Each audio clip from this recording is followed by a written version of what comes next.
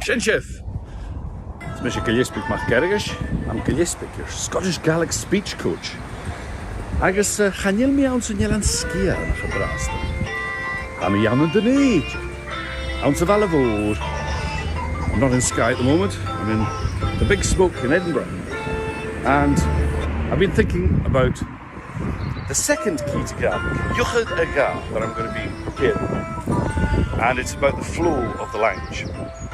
And this Sunday morning is a beautiful morning. Shellal in your hound. Shellal in your hound. And when we say in Gaelic, it's a beautiful morning, every word kind of ties together and flows together beautifully. So that's the kind of thing I'm going to be talking about in my second key to the language. And this is something that has to be practiced very deliberately.